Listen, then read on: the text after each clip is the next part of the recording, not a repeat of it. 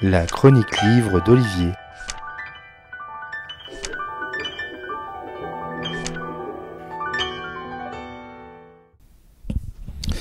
Quel est le prix du développement ?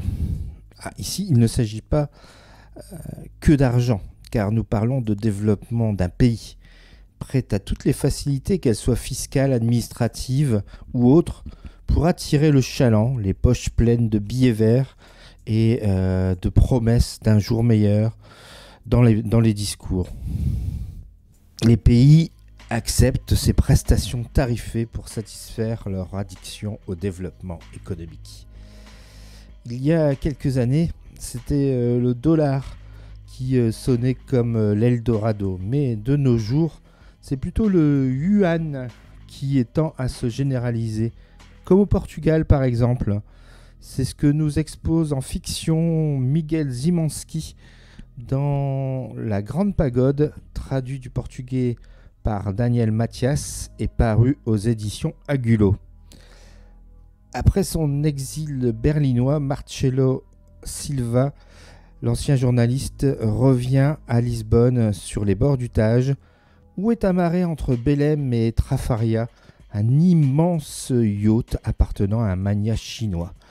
Le Portugal va signer un accord financier avec la Chine qui aura des impacts en matière d'environnement, d'indépendance, et des oppositions locales tentent de se faire entendre, comme l'activiste Adriana et son livre qui disparaît curieusement des libraires, ou encore une ministre sujette au chantage.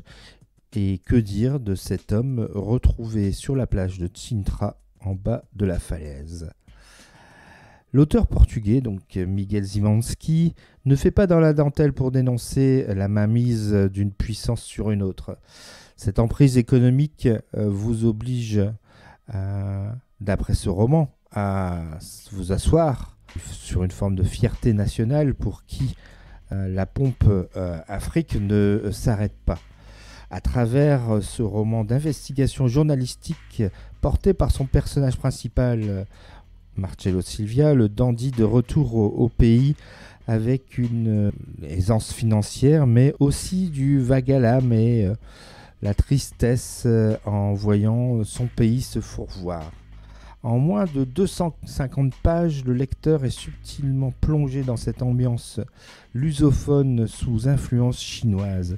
Miguel Zimanski parvient à nous embarquer en quelques jours dans son enquête où il retrouve ses anciennes connaissances, conquêtes amoureuses et rivalités policières dans un style très précieux, sans rugosité, une forme de douceur mélancolique comme un bon fado qui résonne dans le cloître du monastère de Saint-Jérôme. Voilà donc pour ce roman dont je vous rappelle le titre, La Grande Pagode. Son auteur Miguel Zimanski, traduit du portugais par Daniel Mathias, et c'est paru chez Agulot. Bonne lecture et à bientôt. C'était vraiment très intéressant.